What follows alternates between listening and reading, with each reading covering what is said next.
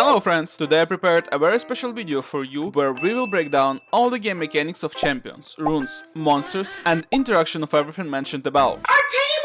In this video I picked 22 game mechanics that you must know, but there will be even more tips, tricks, advices which you have to know and which for sure will come handy in your rank journey. Watch the video till the very end so you can tell me which mechanics you knew before watching this video and which ones you discovered just now. Also, if I missed something important or you know a mechanic that you want to share, let me know in the comment section below the video. Probably we will get enough to make another video, who knows. Today we start with the turret mechanics. Do you actually know why there are two players on bot lane and not playing, let's say, top lane? Do you think that's because this lane is the closest one to the Drake pit and it's supposed to control this objective? Well, long ago it was exactly like that, but now the reason is different. However, a quick history tour won't be excessive here. Somewhere around 2015-2016, lane swap was the most dominant strategy in League of Legends, when bot laners were moving to top lane and had to lane against lonely top laner unless the opposite team would do a counter swap. Surely all of those swaps led to a very passive and slow early game phase, where the lonely top laner was killed, zoned or dived, and the first 5 minutes of the game were solely about who is going to take down the first turret. So in the middle of season 2016, Riot decided to do a serious step towards nerfing this strategy and basically kill all the lane swap potential from bot lane in early game, and the turret durability on top and mid lanes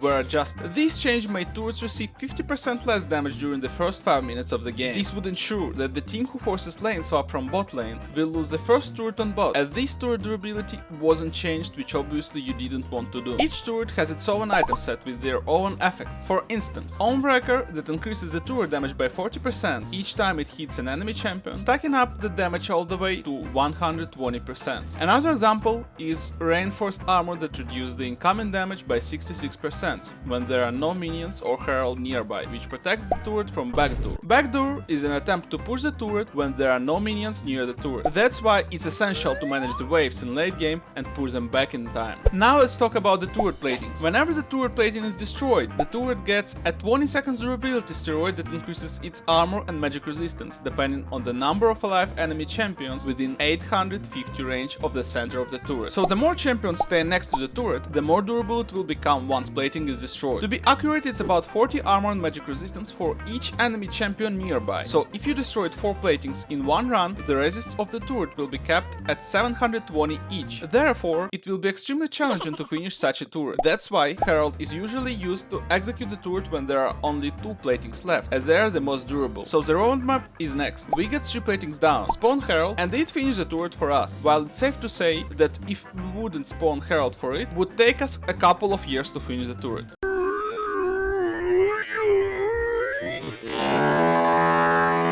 Whenever towers are destroyed, players are getting a global gold reward. Global is obviously granted to every player of a team regardless of their place. However, it's a very small reward. The biggest piece of a cake is a local gold that is split between players who have hit the turret. However, they should be in range of 2500 units the moment when the turret is destroyed. That's why, if you want to funnel all the gold in your carry champion, then it's better if support moves away and lets the carry champion all the gold. However, if the turret is hit by Herald, then the person who spawned Herald is always getting local gold, no matter how far they are from the turret. Moving to the tips and tricks with the wards, we will start with a simple recommendation. Do not destroy wards that are disabled with your control ward, as they are useless since the vision it provides is not active. However, they clearly show where you are when you are hitting them. When can this tip come handy? Imagine that you are placing control ward inside the Baron pit, and the enemy player immediately dropped a regular ward in the same spot. The enemy player revealed the pit, realized that you are not doing Baron, they leave you, and then you can start doing Baron while the enemy ward remains in the same spot. You just ignore it. As long as you are not touching it, the enemy team will be convinced that you are away. However, if you start destroying it or you already destroyed the ward, that will be a sign for the enemy team that you are inside the pit and probably doing the Baron. These tricks works really well on the low and medium ranks. Believe me or not, I did Baron like that multiple times while staying next to the enemy ward. The next trick is known by the majority of the players, nevertheless it's important to mention it. You can place the ward through the thick walls. Move the mouse cursor to the middle of the wall and use the ward. It will appear on the back side of the wall. By using this technique, you can place the ward from a safe distance. For example, the River Bush ward when you are staying next to the red side tier 1 turret. If you want to know more about these wards positions, make sure to check our previous video about the secret wards and how to play those wards. The link to the video will be in the top right corner. Another thing that you must know is that upon moving your cursor to a bush, the mouse cursor changes its color. This way you will clearly understand that your mouse cursor is exactly in the bush and not near it, which helps you to avoid wards dropped outside of the bush. It's very easy to miss the the bush when you are trying to place a ward from a dragon pit to the bush next to the blue side's red buff. That's why it's very essential to use this tip with a color to make sure you hit the bush. You could have already seen this trick if you are following the esports League of Legends scene. You can block Trash Lantern by using your wards. Just drop your ward on the exact same place where Trash threw his lantern to save the teammate, so the enemy will try to click the lantern, but instead of that they will end up clicking your ward over and over, hitting it as long as you don't kill them. Works 10 out of 10 times. Next up is a trick that you must know in order to prepare a basic vision around the Baron pit. You can ward Baron outside of the pit, so when the enemy champions clears the vision inside the pit and near the closest entrances, you will have at least one ward that will provide you with a basic understanding if the enemy team started the Baron or not. That may help you to decide what you are up to. Helps a lot when the enemy team just bluntly starts Baron, so you can punish them for this greedy play. The last trick with wards is dropping the ward while you're recalling. Something similar you may see in every second high elo game by the junglers. When it's 52 seconds in the game, you start to recall, and the last second before it teleports you to your base, you need to drop a ward. Once you recall, you switch your trinket from yellow to a red one. You will have 30 seconds to reach the camp you wish before it spawns. You might need this red trinket later on as you try to gank any lane to check if it's warded. Otherwise, you can use it to check your own jungle if it's safe and the enemy team doesn't see the direction of your movement. Now we move to the summoner spell's tricks. First thing you must know is that you can flash over the thick walls. It's very similar to the way you place the wards with those walls. Surely, it's not applicable to every wall, but if you get some practice with those flashes, you can for sure impress the enemy with your mobility. If you want to flash somewhere, it's not a necessity to turn your champion towards a certain direction. The champion you control will flash exactly to the side of your mouse cursor, even if it's moving towards the opposite direction. It looks spectacular while you are playing the game and will help you to get rid of the pursuit doing the fake flash. The summoner spell cleans can remove any type of control besides suppressions, airborne, grievous wounds, and near side, like Grave Smokescreen. What's also important to know that it can remove damaging part of Ignite, Exhaust, and Slow from evolved smites. If we already talk about the crowd control types, then you must know that the suppression type of CC can only be removed with one of the Quicksilver Sash based items, which consist of Quicksilver Sash, Mercurial Scimitar, and Silver Mardoan. Suppression type of control spells are spells like Tamkin's Devour, Ultimates of Set, Malzahar, Skarner, Urgot, Warwick, and Mordekaiser. Yes, you heard it right, you can remove Mordekaiser's ultimate with Quicksilver Sash. By the way, aside from ability haste, there is also a summoner spell's haste. Ionian Boots of Lucidity and Cosmic Insight Rune in the inspiration tree are given this stat. You can get up to 30 summoner spells haste, which will also reduce the cooldown of flash from 300 seconds to 230 seconds. Moving to the things you must know about potions, starting with how to increase the effectiveness of the potions you consume. During the laning phase, try to use the potion only when you are sure that the entire charge of it will heal you. It's a simple and obvious tip, but you won't believe how many players are using healing potions too early and forgetting about the base region and Dorn shit. Therefore, potion is partially wasted and sometimes can cost you a lost lane. In the situation when the fight just starts, I recommend you to use a potion. Healing potion takes quite some time to regenerate your HP. That's why the earlier you use it, the more HP you will regen up. Sometimes it's a decider of a 1v1 or 2v2 play in early game. Biscuits, unlike health potions, regenerate an unfixed amount of HP or mana, but 8% of missing health points or mana points. Therefore, it's much better to use them when you're really low on resources. In this case, cookies will bring you the most value they can. However, not everyone knows that cookies will permanently increase your mana pool by 40 and will grant 40 mana immediately upon usage. Sometimes it's needed for an immediate use of an expensive spell, for example, Nami Ultimate. By the way, the same happens if you sell cookies. Yes, you will get 40 mana for each cookie sold. Use refillable potions while you're on base. It will help you to save precious seconds that you spend waiting to regen up your HP. Surely, if you stay at the center of the fountain, the potion will not heal you up, but if you move to the edge of the fountain, then both potion and the fountain will be healing you. Healing charges will regen up immediately and will allow you to leave the base a few seconds earlier, so you can regen up leftovers while you're moving to your destination. Baron Nashor has an entire skill set that he uses when he is getting attacked, but one of them is the most important to mention. The target that was attacked the most by Baron Nashor in last couple of seconds will deal 50% less damage to Baron. In other words, the one who is tanking Baron will deal 50% less damage. That's why it's much better to absorb Baron damage as tanks than as carries. Otherwise, it will take a while for you to take Baron. For the exact same reason, carry champions shouldn't rush and start to attack it first, as this debuff lasts 8 seconds. Long ago, a change was made in order to weaken pre-rework Pantheon, so he can't do a dragon without losing a single health point. The change worked that way that dragon auto attacks were adjusted that way that now they count as spells. So now Nocturne and Serious spell shields are effective against dragons, and for Nocturne that's essential to block dragon's auto attacks with the shield, as it will increase his attack speed, therefore he can farm Drake faster. By the way, you can use exactly the same trick against Herald. You just need to absorb Herald's first charge or her empowered auto attacks. One more obvious thing that people usually forget for some reason, that when neutral monsters respawn after death, their level increases as well as the gold and experience they give. That's why it's so crucial to clear your jungle camps as fast as possible, so you can get an increased gold and experience for the next respawn rotation faster. What's also important to keep in mind is that if you don't full clear, then you have to clear only those camps that you initially took during your first clear. Did you notice that sometimes when you play a jungler, you get like 3 to 5 coins per lane minion killed? It's not a bug, it's intended to be like that. That's a protection against funnel meta where jungler was getting farm from boss,